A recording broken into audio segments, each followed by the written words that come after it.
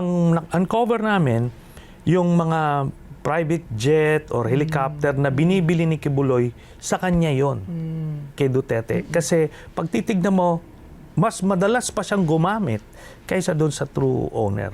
Kaysa kay Kibuloy. Kaysa kay Kibuloy. Tsaka si Kibuloy, pre-nap up nila para nga maging natural money laundering machine niya eh. Kasi hindi mo maki-question yung religion. But then, pag titignan mo yung church ni Kibuloy, it doesn't have the capacity to raise that amount of money. No, Okay. yeah. At Kung hindi galing sa mga miyembro ang mga ginamit niyang pera para sa kanyang mga infrastruktura doon sa pagkalaki-laking supposedly biggest indoor arena sa buong mundo, saan ang gagaling ang pera? Yun lang naman ang sinasabi ko.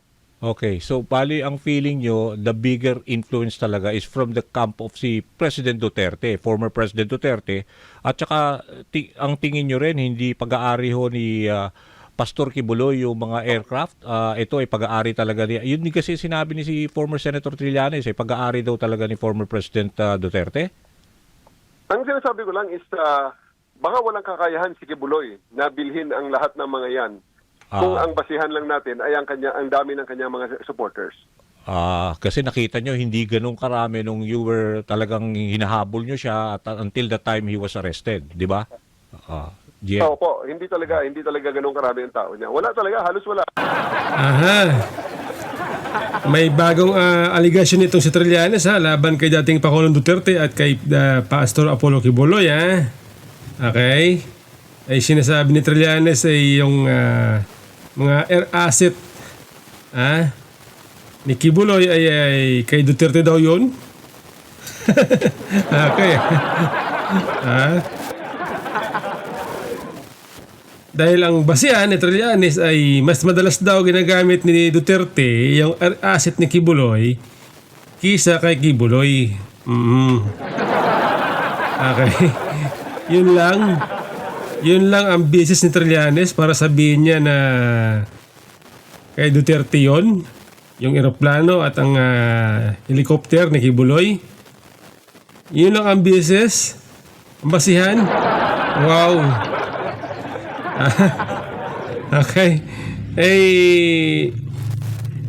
Parang imposible no? Kung yun lang ang basihan mo.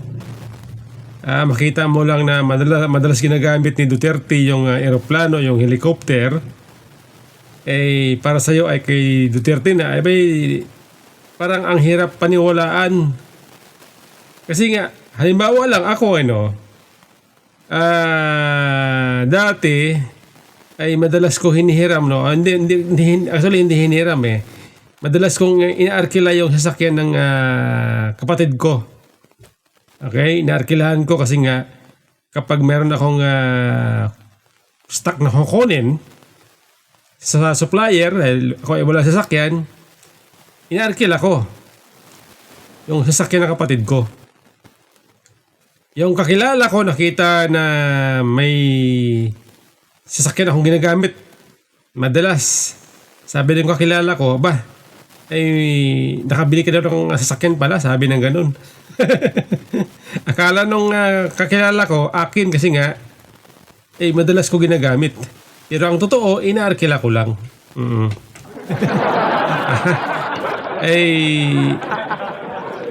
Para sabihin ni Trillanes na ganon, ang dahilan niya ay madalas ginagamit, parang napakalabo, mahirap paniwalaan mga kababayan. Mahirap yan, Pero kung titingnan po si Trillanes sa kanyang face reaction, parang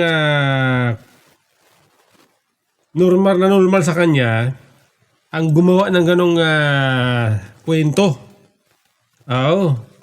Para bang sigurado siya. Okay? Mahirap po yan, mga kababayan, Kasi una-una, mabigat po akusasyon yan, parang lumalabas na itong si dating Pangulong Duterte ay nagtatago sa ilalim ni Kibuloy.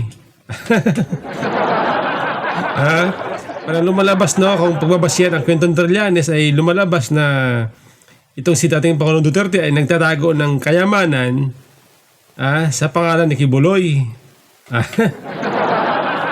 Mabigat po, mabigat na ano yan, na akusasyon, oo. Trillanes. Okay? Ay, nakakatakot, ano? Alam niyo, mga kababayan, itong mga sinasabi ni Trillanes, no, nakakatakot ito kasi nga, kung ito hindi totoo, at para sa kanya parang normal lang gumawa ng kwento, nakakatakot yan bilang isang leader o isang tao na ngarap na mamuno sa bansa. Okay? Tapos ganun nung magkwento, nakakatakot yan kasi nga ngayon pa lang sa politika ay hindi nagsasabi ng totoo. Tapos kung maging leader pa yan, dahil nga nakasanayan niya ng gumawa ng kwento na hindi totoo, ay mahirap po yan. Okay, dahil nga sa kumpanya pa lang, dito pa lang sa ganitong sitwasyon ay nagagawa ng gumawa ng kwento, kaya nang gumawa ng kasinungalingan, lalo na kapag sila ay nasa kapangyarihan na. Okay, nakakatakot po yan, oo. Kaya dapat wag tayo magtiwala mga kababayan sa mga nung klaseng tao. Mas gusto natin yung tao na garapal kung magsalita, yung nagmumura. Mas gusto natin yon, at least nagsasabi sila ng totoo sa harap ng taong bayan, kaysa doon sa mga tao na gumagawa ng kwento na mahirap naman patunayan, no? Napakahirap po niyan mga kababayan, tapos basihan dahil lang nakitang madalas ginagamit. Okay? Siguro, no? Kung alam niyo, Trillanes, no? Ako, masasabi ko lang, kung may katibayan ka, no? Halimbawa, nakita mo, mayroon kang katibayan, resibo. Nung binili yung mga air asset niyan, resibo, okay? Kasama si Duterte, nakapangalan kay Duterte, ipakita mo para ang taong bayan ay paniwalaan ka. Para maibalik ang kanilang tiwala ng taong bayan sa iyo ay magiging matibay, magiging solid. Pero kung ang gagawin mo lang ay kwento, mahirap po magtiwala sa ganun, Trillanes. Mahirap. Okay? Ito dahil po dyan sa mga sinabi ni Trillanes, ay meron pong hamon itong kampo ng KOGC sa kanya. Okay? At maging kay Tory. Nicolas Torre. May hamon po kay Trillanes. Itong taga KOGC. Ito po, mga kababayan, pakinggan po nyo itong hamon nitong taga KOGC kay Trillanes at kay Torre. Prove it with clear evidence now. Present your evidence, clear evidence linking President Rodrigo Duterte to the acquisition of the helicopter and airplane. Kasi if you can prove it, nandito po ang mga officer po ng KOJC. Dito po sa aking left side, si Ma'am Neng Lisada. Officer po siya ng KOJC. Ma'am Neng, tanungin kita. Papayag ka ba, pipirma ka ba ng dokumento na ibigay mo kay Senator Trillanes at saka kay Nicolas Torre kung mapatunayan nila na kay Presidente Rodrigo Duterte yung mga eroplano at helicopter? Papayag ka? Deal or no deal? Go ahead. Deal. Walang atrasan. Ayun.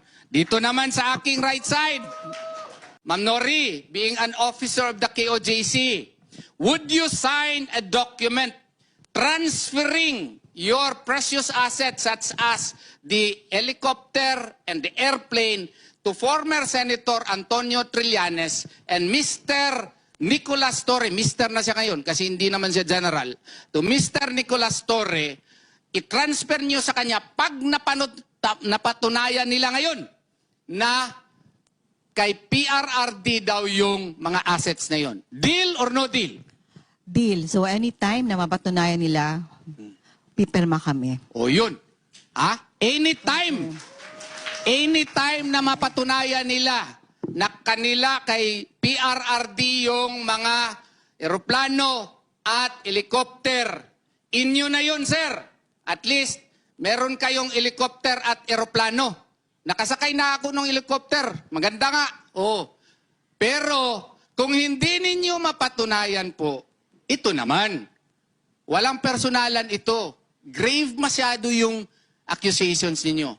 Ito naman hingi namin. Pwede tayo magpermahan ng kontrata dito. Kung pupunta kayo dito, gawa kaagad tayo ng kontrata. Perma tayo. Or kung hindi kayo available dito, i-inform nyo lang ako, pupunta ako dito, perma tayo ng kontrata.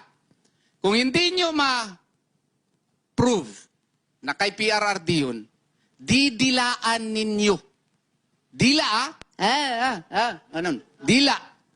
Yung hangar ng KOJC, pati yung eroplano kung may makita kayo doon, at saka helicopter. Fair ba yan? Fair yan. An eye for an eye, a tooth for a tooth. That's biblical. Hindi nga yan, mabuti nga yan, magdila lang kayo, hindi kayo makukulong eh. Ayan, ang hamon. Trillanes. Ang hamon dyan sa'yo, ang hamon ng taga-KOJC sa'yo, kung meron kang katibayan, ipakita mo daw, dalhin mo sa kanila, ipakita mo. At pag napatunayan na totoo ang sinasabi mo, ibibigay nila sa iyo yung air asset na yan. Yung helicopter, yung aeroplano. Abay, napakaswerte mo naman. Talagang biruin mo.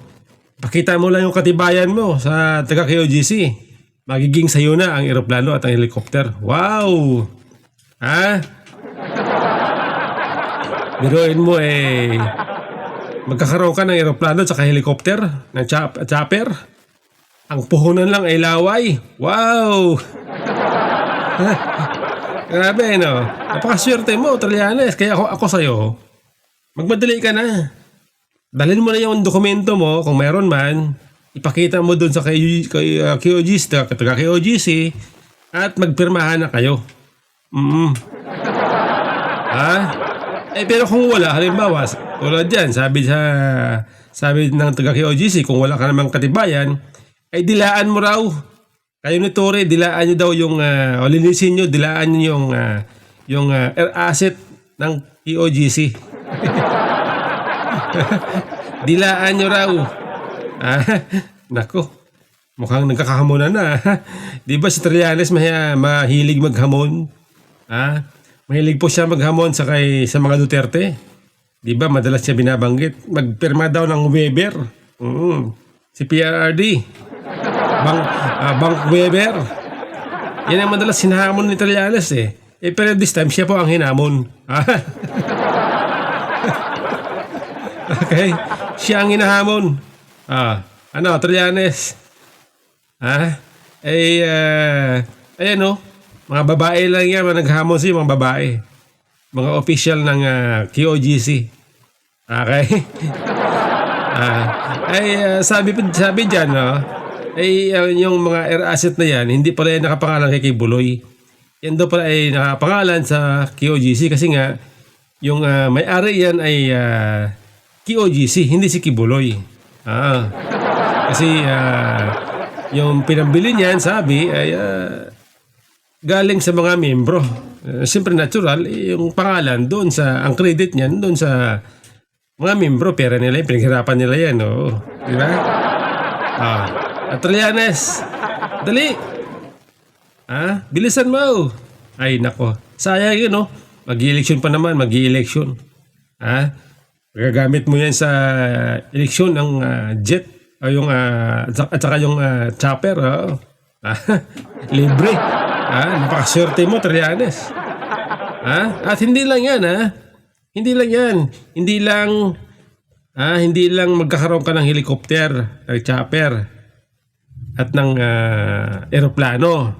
Libre. Kapag napatunayan mo na tama ang sinasabi mo na kay Duterte yan, yung mga yan, Kami mga DDS, malay mo, magtitiwala kami sa'yo. Kapag napatunayan mo, Trillanes,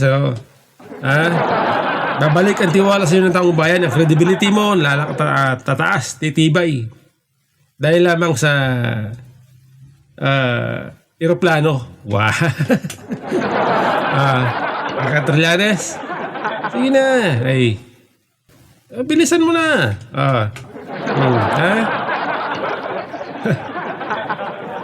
Ay, problema mga kababayan, no? Ay, kapag hindi po napatunayan ni Trillanes ng yung sinasabi niya, ay baka dumating ang punto na siya ay makasuhan. Yun ang mabigat doon. Yun ang mabigat doon kapag siya ay nakasuhan ng ano bang kaso niyan. Ano bang pwede ikaso niya, Atty. Torion? Katulad nito, ito pala si Trillanes ay plano daw pala dapat kasuhan ng mga Duterte noon. Kaya lang, napornada. Kasi nga si PRRD ay tinapon nila sa The Hague. Ito po, mga kababayan ito po ang pahayag ni Atty. Paulo Panilo. Tinatanong to ng mga pinklawan hindi ba kayo magkakaso ng perjury case against Trillanes? Well, meron na kaming recommendations sa kay VP Sara. And ito, To do so. ito, sabihin ko lang sa inyo na actually si PRRD pa lang gusto nang kasuhan tong si Senator Trillanes. Noon pa. And ako yung nautusan na buuin tong kasong to. It's just that Matagal na pala yan. bago kami mag-file last year, dinala siya sa Hague. So hindi natuloy. So and of course yung to bring him home was the priority. So pinatulog na namin yun. Pero ngayon na ginamit niya na naman yung same Under oath. same evidence. So meron kaming case build up. Okay? Ito pala si Trillanes ay dapat pala noon pa nakasuhan. Okay? Dahil nga nagkaroon ng problema si PRRD kaya hindi natuloy. Pero this time, baka masampulan na ito si Trillanes at na makasuhan na. Lalo tulad yan, no? Yung aeroplano issue. Mabigat po yan, Trillanes,